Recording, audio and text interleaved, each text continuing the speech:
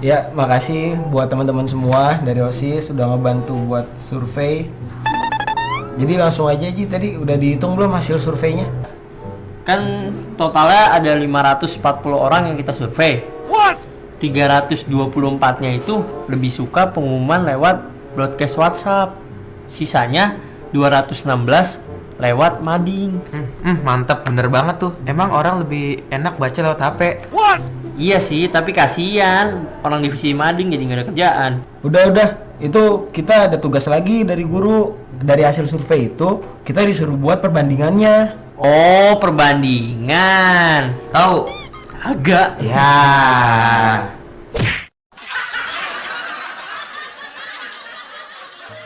Halo sahabat edukasi, itu tadi teman-teman yang tadi disuruh sama gurunya untuk menghitung mana yang banyak pakai WhatsApp atau mana yang lebih banyak baca di mading. Dan ternyata itu membawa kita kepada sesuatu konsep matematika yang kita sebut dengan perbandingan atau rasio. Nah, apa itu perbandingan atau rasio? Perbandingan atau rasio digunakan untuk membandingkan besaran suatu benda dengan benda lainnya.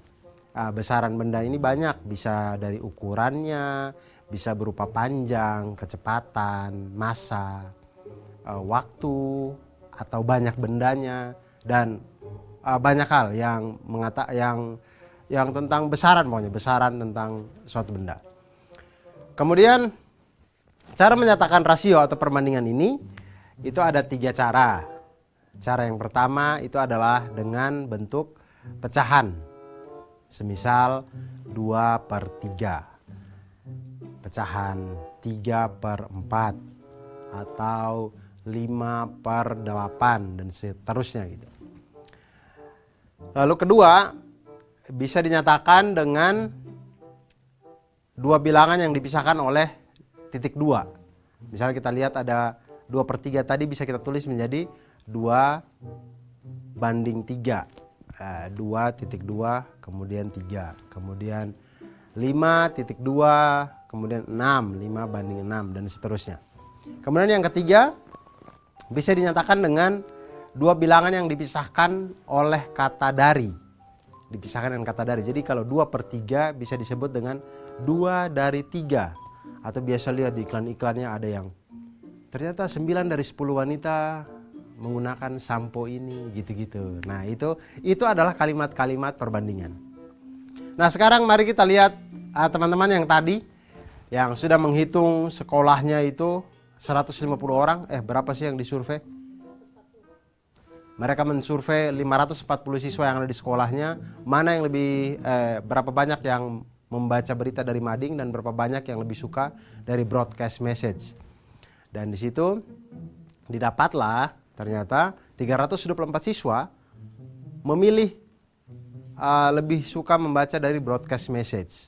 Kemudian 216 siswa memilih lebih suka membaca dari mading. Nah, kemudian guru pembimbingnya itu meminta untuk diberikan laporan dalam bentuk perbandingan, karena kalau bilangan-bilangan ini langsung diberikan terlalu besar gitu. Jadi maunya disederhanakan dalam bentuk perbandingan atau rasio. Nah, bagaimana caranya? Caranya adalah seperti kita mulai, diketahui 540 siswa yang disurvei, 324 broadcast message, 216 memilih mading. Maka perbandingannya adalah kita bandingkan langsung jumlah siswa yang memilih broadcast dibanding dengan jumlah mahasiswa yang mengikuti survei. Maka didapatlah 324 dibagi 540 sama dengan 3/5. Jadi rasio 3 dari 5 siswa menyatakan bahwa 3 dari setiap 5 siswa yang mengikuti survei itu memilih untuk membaca berita dari broadcast message. Kemudian perbandingan banyaknya siswa yang memilih mading terhadap jumlah siswa yang mengikuti survei. Langsung banyaknya jumlah siswa yang memilih mading per banyaknya siswa yang mengikuti survei. Kemudian dapatlah 216 per 540 sama dengan 2/5. Nah, rasio 2 dari 5 ini dibacanya adalah 2 dari setiap 5 siswa yang mengikuti survei itu memilih untuk membaca berita melalui mading.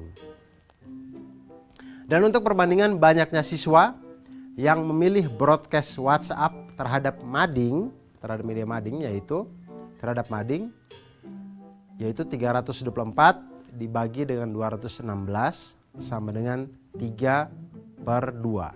Maka perbandingannya adalah 3:2. Dan perbandingan-perbandingan itulah yang tadi akan dilaporkan oleh OSIS kepada guru pembinanya. Begitu sahabat edukasi. Ternyata belajar perbandingan ini memudahkan kita dalam menggambarkan sesuatu, menggambarkan suatu keadaan, menggambarkan suatu besaran. Jadi teman-teman ketika menemukan suatu tempat atau suatu keadaan yang itu dia heterogen segala macam, jadi banyak hal yang bisa ditemukan di situ, itu bisa kita sederhanakan dengan menampilkan data berupa rasio atau perbandingan. Dan itu sehari-hari. Karena kita bisa melihat jarak antar kota, kemudian pembuatan peta, kemudian miniatur barang, modeling dan segala macamnya. Itu semuanya dengan konsep perbandingan. Oleh karena itu, jangan pernah lelah untuk belajar matematika, karena matematika akan selalu membuat kita menjadi lebih mantap.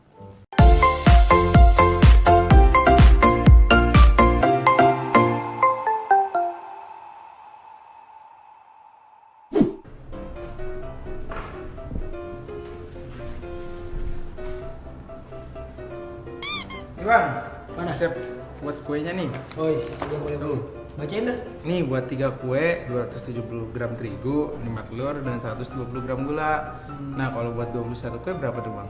Hah? 21 kue? Iya kan ada acara keluarga nanti. Oh iya lupa abang. Iya, Berarti lupa. kurang ini dah bahannya. Iya emang kurang. Kalau gitu kamu beli dulu nih di warung. Nih duitnya buat beli di warung. Beli bohongan nih ya? Bukan, monopoli itu. Ya enggak lo, duit asli nih. Terawang aja tuh. Asli ini, bukan main-main. Udah kamu beli ntar di warung Ucok biasa. Terigu kan satunya 1 kilonya kan 9.000. Oke. Terus telur satu butirnya 2.500 sama gulanya 12.000 per kilo. Oke. Dengan uang segini dan harga segitu kita dapat berapa kue nih bang? Berapa ya? Ya kamu hitung sendiri lah. Ya Allah punya abang mageran. Jangan nyolot dong jadi adek. Punya abang mageran. Waduh, nggak bener.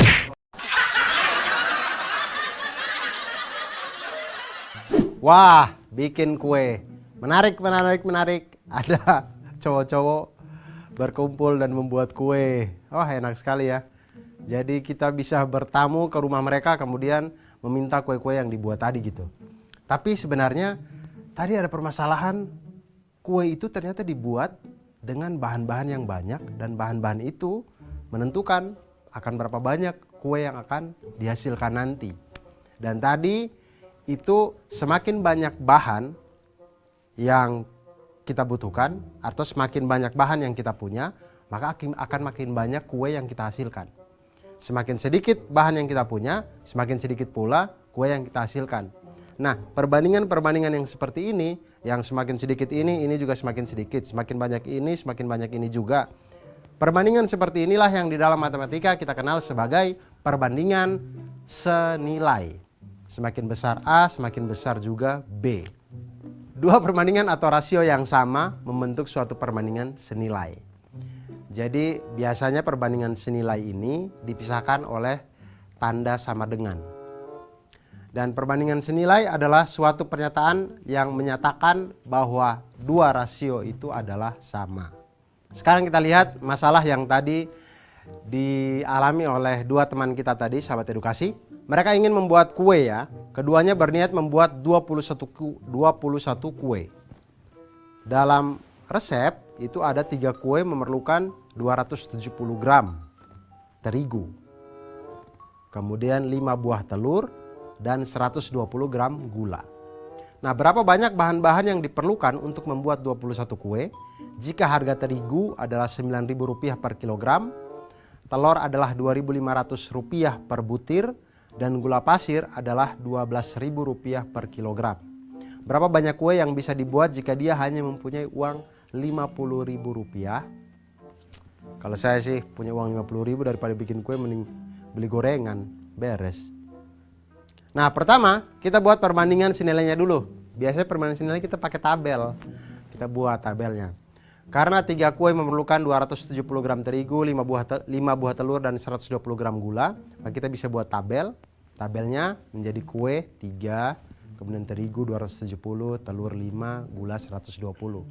Nah, masalah selanjutnya adalah, lalu untuk 21 kue, itu kita misalkan terigunya adalah X, kemudian telurnya adalah Y, dan gulanya adalah Z. Kenapa begitu? Ya namanya juga matematika. Matematika itu yang begitu, kita harus misalkan. Kita misalkan karena kita belum tahu. Nah sekarang dari tabel yang sudah kita misalkan tadi, kita sekarang bisa menghitung dengan perbandingan senilai. Hitungan pertama untuk terigu misalkan, maka terigu itu kita dapat dengan membuat perbandingan 3/21 sama dengan 270 per X. Dikali silang, di situ 3X sama dengan 270 kali 21. Kemudian 3X sama dengan 5.670. X sama dengan kedua ruas dikali dengan sepertiga. X sama dengan 5.670 per 3. X sama dengan 1890. Maka terigu yang dibutuhkan untuk 21 kue adalah 1890 gram terigu. Dan yang kedua telur. Sama dengan perbandingan senilai, kita pakai data yang di tabel tadi. Perbandingannya kita dapat 3/21 sama dengan 5 per Y.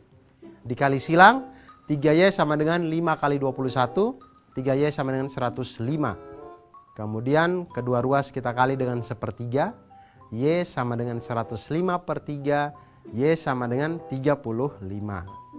Nah jadi telur yang dibutuhkan untuk membuat 21 kue itu adalah 35 butir telur. Dan yang berikutnya, hal yang sama kita lakukan kepada gula. Kita ambil perbandingannya 3/21 sama dengan 120 per Z. 3Z kita kali silang, 3Z sama dengan 120 kali 21. 3Z sama dengan 2520. Kemudian kedua ruas kita kali dengan sepertiga, maka Z sama dengan 2520 per 3. Z sama dengan 840. Nah, jadi gula yang dibutuhkan untuk membuat 21 kue itu adalah 840 gram gula. Jadi tabel yang tadi bisa kita lengkapi dan kita lihat semakin banyak kue, maka bahan-bahannya juga semakin banyak. Nah, inilah yang menunjukkan bahwa ini adalah perbandingan senilai. Nah, jadi kita lihat tadi harga telur, harga terigu, dan harga gula itu sudah ada diketahui. Kita lihat untuk 3 kue ternyata memerlukan uang 270 gram terigu kita rubah ke kilogram menjadi 0,27. 0,27 kilogram dikali dengan Rp9.000 per kilogram. Dihasilkanlah di situ Rp2.430 per kilogram untuk 3 kue. Untuk bahan terigu. Kemudian telur ada 5 butir, 5 kali Rp2.500 sama dengan Rp12.500 per Rp2.500 per 5 butir telur tadi. Kemudian gula itu ada 120 gram, kita rubah ke kilogram menjadi 0,12 dikali dengan Rp12.000 sama dengan Rp1.440. Jadi jumlah uang yang dibutuhkan untuk membuat 3 kue itu adalah terigu 2.430, telur 12.500, dan gula 1.440 sama dengan 16.370 untuk 3 kue. 3 kue hampir 17.000. Lebih murah gorengan memang sebenarnya. Kemudian kita lihat perbandingannya sekarang 50.000 tadi untuk dapat berapa kue ya. Jadi 3 kue itu senilai 16.370. Maka berapakah X kue sehingga dia mendapatkan Rp50.000? Kita buat perbandingan senilai. Di situ 3 per X sama dengan 16.370 per 50.000. Maka dikali silang X sama dengan 50.000 kali 3 dibagi 16.370 sama dengan 9,16. Jadi dengan uang Rp50.000 itu bisa untuk mendapatkan kurang lebih 9 kue. Dengan sisa tepungnya sedikit ya, pokoknya dapatnya 9 kue. Ternyata membuat kue itu memerlukan bahan yang banyak untuk mendapatkan kue yang banyak. Karena kita berbicara di perbandingan senilai. Dan perbandingan senilai ini itu sering sekali kita gunakan di dalam kehidupan kita sehari-hari. Oleh karena itu sahabat edukasi, jangan pernah menyerah untuk belajar matematika, jangan pernah lelah untuk belajar matematika. Karena matematika itu membuat hidup kita menjadi lebih mantul, manfaat betul.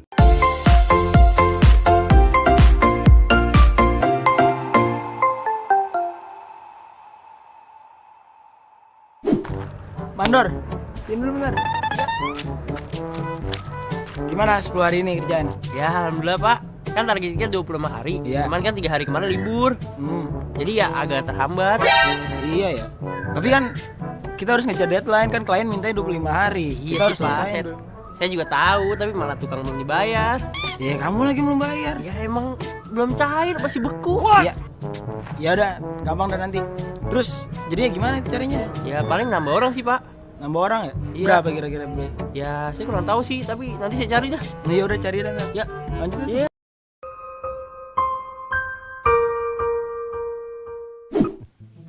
Ya sahabat edukasi, Mandor tadi agak pusing ya. Dia mau mencapai targetnya 25 hari pekerjaan harus selesai, tapi ternyata pekerja-pekerjanya itu setelah 10 hari kerja terhenti bekerja selama 3 hari. Nah, bagaimana caranya kita menyelesaikan masalah seperti ini ketika kita temukan di kehidupan kita sehari-hari? Permasalahan-permasalahan seperti ini itu bisa kita selesaikan dengan konsep matematika yang kita sebut dengan perbandingan berbalik nilai. Nah, apa bedanya perbandingan berbalik nilai dengan perbandingan senilai? Perbandingan senilai itu tadi seperti yang saya jelaskan, sahabat edukasi, bahwa perbandingan senilai itu ketika sisi yang satu semakin besar, maka sisi yang satunya juga akan makin besar. Tapi ketika perbandingan berbalik nilai, ketika sisi yang satunya nilainya makin besar, maka sisi yang sebelahnya nilainya akan semakin kecil. Itulah yang disebut dengan perbandingan berbalik nilai. Dalam definisi matematikanya, perbandingan berbalik nilai itu dikondisikan sebagai rasio Y per X, itu yang rasio Y per X tidak selalu sama. Sedangkan hasil kalinya X dikali dengan Y adalah konstan yang selalu sama. Jadi Y berbanding terbalik terhadap X. Nah, hubungan ini dapat ditunjukkan oleh persamaan X dikali Y sama dengan K, atau Y sama dengan K dibagi X, di mana K itu adalah konstanta. Itu dia. Nah, sekarang kita lihat masalah yang dialami oleh Mandor yang tadi ya. Mandor yang tadi mempunyai pekerja sebanyak 20 orang. Nah, 20 orang ini diminta untuk menyelesaikan proyek ini selama 25 hari. Kemudian mereka bekerjalah selama 10 hari. 10 hari bekerja, ternyata pekerjaannya berhenti selama 3 hari. Nah, pertanyaannya sekarang adalah, jika pekerjaan tersebut harus diselesaikan tepat waktu, maka banyak pekerja yang diperlukan untuk tepat waktu itu adalah berapa? Nah, pertama seperti biasa kita susun hal-hal yang kita ketahui ini, sahabat edukasi, di dalam tabel sehingga pikiran kita runut gitu ya. Kita lihat di situ jumlah pekerja itu 20 pekerja. Untuk awal, waktu yang dibutuhkan adalah 25. Kemudian pekerjaan itu sudah diselesaikan selama 10 hari. Sudah dikerjakan selama 10 hari, belum selesai. Sudah dikerjakan selama 10 hari. Maka waktu yang tersisa adalah 25 dikurangi dengan 10 sama dengan 15 hari. Jadi selama 10 hari bekerja itu ada 20 pekerja. Kemudian selanjutnya setelah 10 hari bekerja, pekerjaan ini terhenti selama 3 hari. Maka kita lihat di situ waktu yang tersisa adalah 15 dikurang dengan 3 sama dengan 12. Jadi waktu yang tersisa tinggal 12 hari. Nah, di situ kita lihat dari tabel yang kita buat ini ada 20 pekerja, waktunya 25 hari. Nah, sekarang X pekerja untuk 12 hari. Nah, berapa banyak nih pekerjanya? Nah, seperti yang tadi di konseptualnya bisa kita lihat, kita kalikan langsung 20 dikali dengan 15 sama dengan X dikali dengan 12. Di situ didapatlah X sama dengan 20 kali 15 dibagi 12, X sama dengan 25. Jadi pekerja tambahan yang dibutuhkan adalah 25 dikurangi dengan 20 sama dengan 5 orang.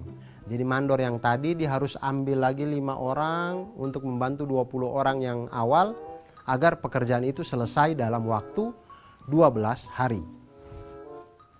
Dan sekali lagi, sahabat edukasi, jangan pernah menyerah untuk belajar matematika, jangan pernah lelah. Semoga ceria terus hidupnya karena matematika itu membuat kita menjadi mantul, manfaat betul.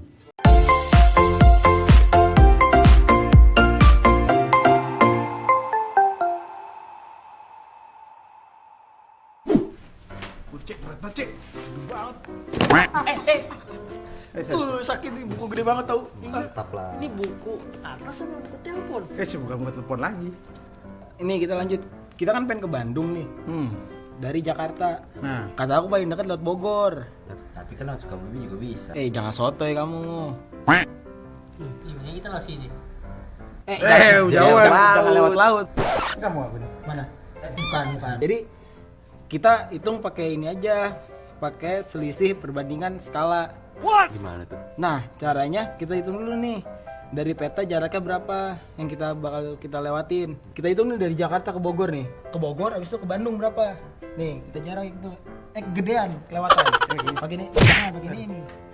Oh, Jakarta ke Bogor dulu 3 cm. Terus dari Bogor ke Bandung 4 cm. CM apaan sih? Cemewel? Bukan, sentimeter. Oh, sentimeter bingung. Lanjut. Dari Jakarta ke Sukabumi 3 cm juga. Oh, sama berarti. Dari Sukabumi ke Bandung 6 cm. Nah, baru kita kan udah tahu nih jarak tempuh yang bakal kita lewatin. Kita selisih pakai perbandingan skala. Nah, skalanya itu kan 1 banding 2.500.000. Nah, jadi berapa selisihnya dari jarak yang kita tentuin? Tahu nggak, Mudap? Kamu hitung aja sendiri. Aku mau nggak ngerti. Sama aku juga. Ngerti nggak? Apalagi aku. Ngerti nggak? Nah, tadi jelasin bisa. Ya, tapi kan nggak ngerti caranya. Ya udah, nggak jadi pergi kita.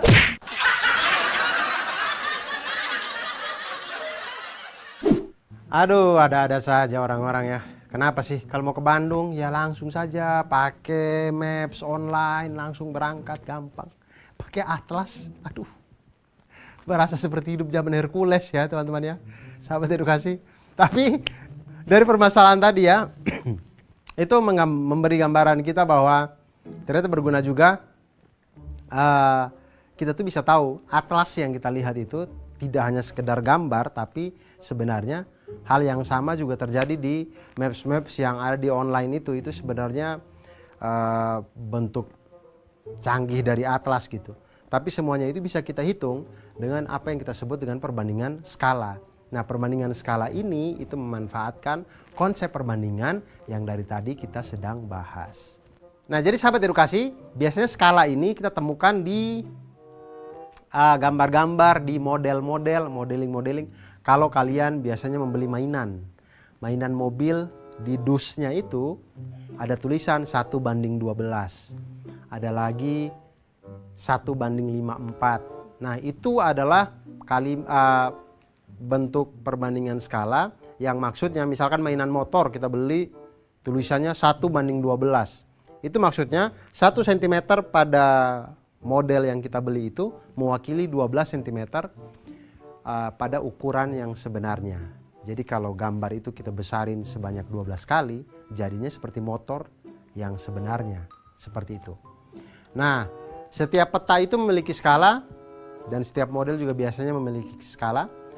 Tidak hanya peta, ada denah, ada miniatur kendaraan, maket, dan banyak lagi benda lainnya menggunakan skala. Nah, skala ini digunakan untuk menyatakan perbandingan antara ukuran gambar dan ukuran sebenarnya. Misal, ada provinsi dengan skala 1:1 juta. Itu artinya 1 cm pada peta itu mewakili 1 juta cm pada jarak sebenarnya. Nah, skala peta itu didapat dari skala peta sama dengan jarak pada peta dibagi jarak sebenarnya. Nah, sekarang kita lihat masalahnya yang tadi. Ketika dia menghitung Bandung 3 cm segini dia bilang. Canggih memang anak-anak sekarang 3 cm ya. Nah, hal-hal yang kita dapat dari hitung skala cm-cm ini itu bisa kita tahu jarak sebenarnya dengan menggunakan perbandingan skala. tadi kita lihat jalur yang mereka pilih. Petanya itu punya skala 1:2.500.000. Kemudian pada peta tersebut jarak kota A ke kota P, ya kita simbolkan saja ya, tadi Bandung ke Cimahi apa Sukabumi apa tadi ya. Kota A ke kota P itu ada 3 cm. Kemudian kota P ke kota B itu sama dengan 6 cm. Kemudian kota A ke kota Q itu 3 cm. Kemudian kota Q ke kota B sama dengan 4 cm. Kemudian pertanyaannya adalah berapakah selisih jarak tempuh yang dilalui Ali dan Adi? Karena ada 2 jalur, Adi itu memilih berkendara dari kota A ke kota B melalui kota P, dan Ali memilih berkendara dari kota A ke kota B melalui kota Q. Nah, disinilah kita hitung bersama. Untuk yang pertama, kita lihat Adi. Adi dia dari kota A ke kota kota A ke kota B melalui P.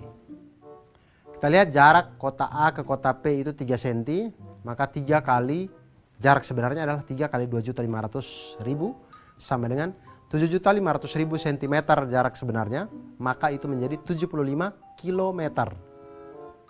Kemudian jarak kota P ke kota B.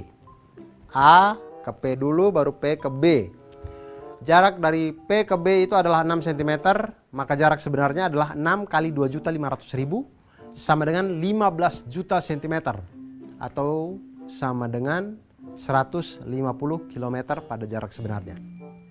Jadi jarak sebenarnya dari kota A ke kota B melalui P itu sama dengan 75 km ditambah dengan 150 km sama dengan 225 km. Nah, sekarang kita lihat teman yang satunya berangkat dari kota A ke kota B melalui kota Q. Nah, kita lihat sekarang jarak dari kota A ke kota Q itu adalah 3 cm pada peta. Maka jarak sebenarnya adalah 3 cm dikali dengan 2.500.000 cm sama dengan 7.500.000 cm atau sama dengan 75 km. Tampaknya sama dengan jarak dari A ke P tadi ya. Kemudian jarak kota Q ke kota B itu adalah 4 cm pada peta. Maka jarak sebenarnya adalah 4 cm dikali dengan 2.500.000 cm sama dengan 10 juta cm atau sama dengan 100 km. Maka jarak sebenarnya dari kota A ke kota B melalui kota Q sama dengan 75 km ditambah dengan 100 km sama dengan 175 km. Jadi selisih jarak yang ditempuh oleh dua teman ini adalah 225 km dikurangi dengan 175 km sama dengan 50 km. Jadi ternyata lebih dekat kalau kita melalui kota Q. Tapi siapa yang sampai lebih duluan? Ya tergantung siapa yang punya kecepatan lebih cepat tentunya. Nah, cara lainnya bisa juga kita kerjakan dengan kita jumlahkan dulu jarak-jarak yang ada pada peta. Misalkan teman yang pertama adalah kota A ke P kemudian baru ke B. Itu menjadi 3 tambah 6 sama dengan 9 cm. Kemudian teman yang kedua dari A ke Q kemudian Q ke B itu mendapatkan 3 ditambah dengan 4 sama dengan 7 cm. Kemudian selisih jarak keduanya menjadi 9 dikurang 7 sama dengan 2 cm. Selisih jarak mereka pada peta. Nah, kemudian selisih jaraknya ini, 2 cm-nya ini, kita hitung selisih sebenarnya. Maka 2 cm dikali dengan 2.500.000 cm sama dengan 5 juta cm sama dengan 50 km. Ternyata cara yang ini lebih cepat ya. Nah, sahabat edukasi, itu tadi perbandingan skala pada peta, pada modeling, pada segala macam denah dan macam-macam di kehidupan kita ini. Akhir kata, jangan pernah lelah untuk belajar matematika, jangan pernah menyerah. Terus ceria, terus semangat untuk belajar matematika, karena dengan matematika membuat hidup kita menjadi lebih mantul, manfaat, betul.